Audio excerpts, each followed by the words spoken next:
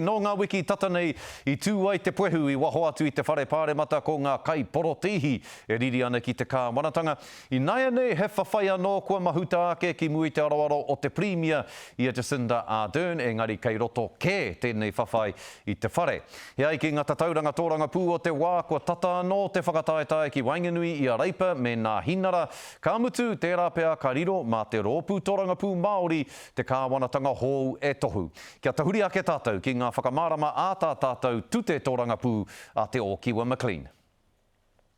Mai nei tatauranga e tū ai e tūraki nā rā nei te kāwanatanga, me te aha he nui ngā rerekētanga mai anō I tō mātou tāpaetanga pōti I te tīmatanga o te tau.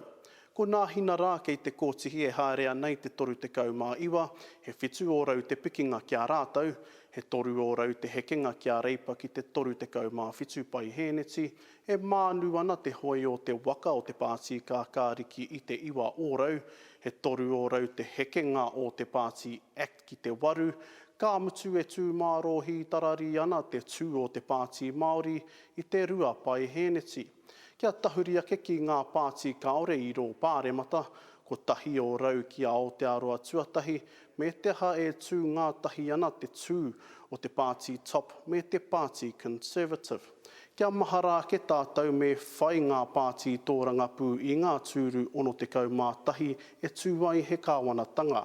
No reira ki te whakakotahitia ngā tūru o nā hina rā me Act, Rima te kaumā katoa ngā tūru, manohi anō ki te whakakotahitia ki te āpitihia ngā tūru o Reipa me ngā kākāriki, rima te kaumā 8 ōrau kia rātau.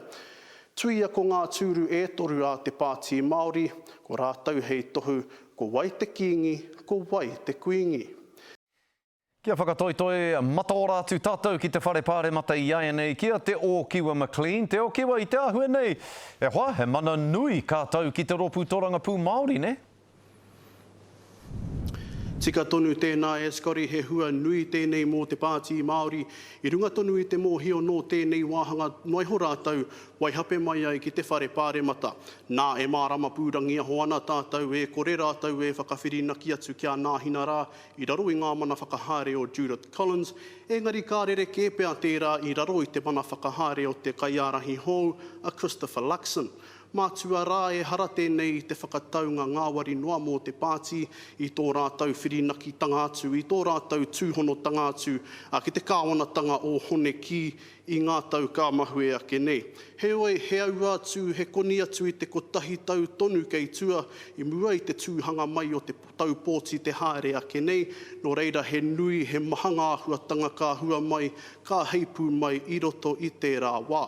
Ka mutu a kene pea e ai ki ngā tatauranga nei ka riro mā te pāti Māori. Te kingi, te kāwanatanga hou rā nei e whakawahi, engari e tutuki ai te rā o ngā wawata e Scotty, me mau tonu I a rāwiri waititi tana tūru o te waiariki I te tau pōti te haere ake nei.